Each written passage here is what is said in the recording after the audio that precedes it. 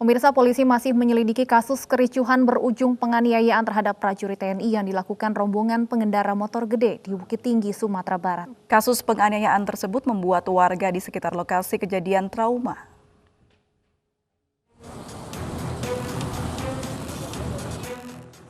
Empat hari pasca kejadian penganiayaan terhadap prajurit TNI yang dilakukan rombongan pemotor gede, warga di sekitar lokasi mengaku masih trauma dan takut. Warga menduga awalnya terjadi kecelakaan saat didekati ternyata keributan berujung penganiayaan oleh sekelompok orang berbadan tegap. Menurut warga, saat kejadian warga sedang ramai di lokasi. Lalu lintas dipadati pengendara yang lalu lalang karena cuaca yang cerah dan bertepatan dengan hari libur Maulid Nabi. Warga menyesalkan aksi penganiayaan dan tidak menyangka sikap rombongan pengendara motor besar berubah drastis. Teratur, rapi di jalan, tapi akhir-akhir ini saya lihat mereka tuh ya agak gimana ya di jalan ya, kayaknya kayak kurang sopan gitu ya, seenaknya, apalagi sejak kejadian kemarin, saya rasanya udah hilang simpati kayaknya, kok bisa mereka bertindak begitu ya. Hingga saat ini polisi telah menetapkan 5 anggota motor besar Harley Owner Group Siliwangi Bandung Chapter sebagai tersangka. Tersangka dijerat pasal penganiayaan dengan ancaman hukuman 7 tahun penjara.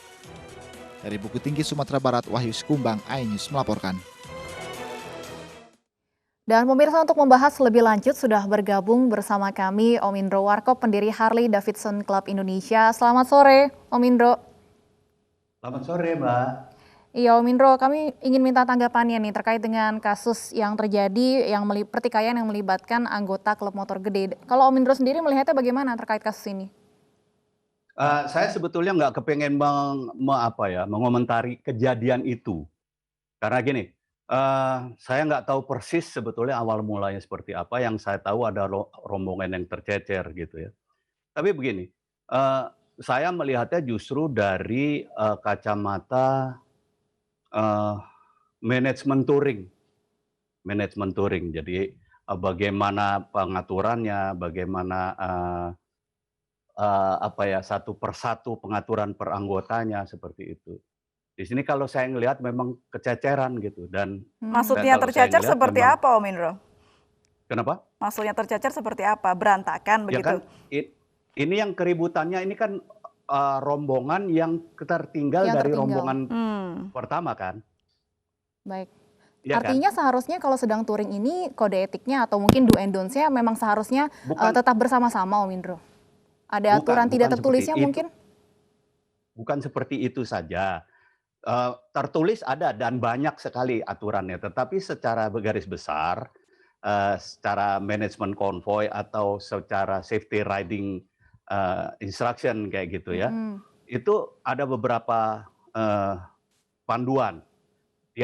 Di antaranya salah satu adalah bagaimana berfungsinya alat komunikasi. Kalau sekarang kan ada alat komunikasi, sehingga yang satu harus nunggu, nanti yang belakang kalau tercecer bisa bergabung lagi. Itu kalau satu rombongan. Tapi satu rombongan sendiri sekarang, sebetulnya idealnya adalah per rombongan itu 10-15 itu udah besar.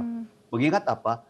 Perkembangan jalan kita, perkembangan lalu lintas kita kan juga berkembang. Jangan sampai rombongan itu mengganggu rombongan atau mengganggu lalu lintas umum dan mengganggu rombongan itu sendiri juga. Karena kita semua sama-sama pemakai jalan, nggak ada punya hak yang lebih dari kita kayak gitu ya kan? Itu gitu. Nah, Baik, Om ini Indro, kelihatannya ada rombongan besar yang tertinggal rombongan yang lain yang besar juga. Kalau yang saya dengar berapa? 15 yang di awal, yang ini yang tertinggal 10 itu rombongan besar banget. Kalau ada yang tertinggal itu pun, biasanya kalau sistem body, misalnya pengendara 1 berteman dengan 2, 3 berteman dengan 4, 5 berteman dengan 6. Itu hanya 2 yang berhenti, paling ditemani oleh sweeper di belakang atau mekanik. Jadi yang lain santai aja. Nanti sweeper bilang dengan alat komunikasi atau dia ngejar sendiri, ada yang tertinggal, kita berhenti dulu di mana, nanti sampai ini gabung lagi. Kalau ini kan kelihatannya terburu-buru gitu ya. Jadi ya, Anda melihat manajemen touringnya yang kurang baik begitu ya, Om Indro ya? Menurut saya iya, menurut saya. Jadi saya nggak kepengen membahas kekerasannya, tapi manajemen konvoynya kayak gitu. Tapi apakah selama ini sering terjadi dengan manajemen konvoy yang kurang baik dan akhirnya menimbulkan masalah seperti ini, Om Indro? Saya melihat begitu. Ada semacam pengabaian. Karena memang susah juga ya, apalagi kalau mau sama-sama misalnya di atas 20, di atas 30.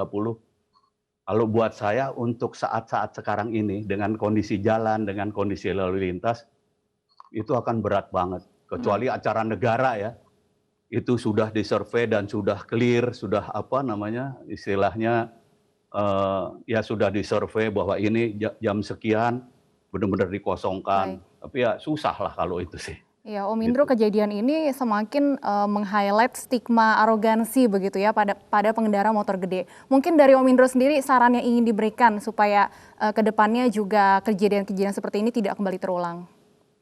Satu bulan sebelum ini saya habis mengunggah tuh di YouTube melalui sebuah media. Saya bilang pada semuanya, klub Harley apapun, klub motor gitu ya. Kita itu warga negara biasa, bukan warga negara kelas 1 gitu. Jadi yuk mari kita sama-sama berbagi dengan pemakai jalan yang lain. Bahkan kita syukuri bahwa kita dikasih nikmat nih.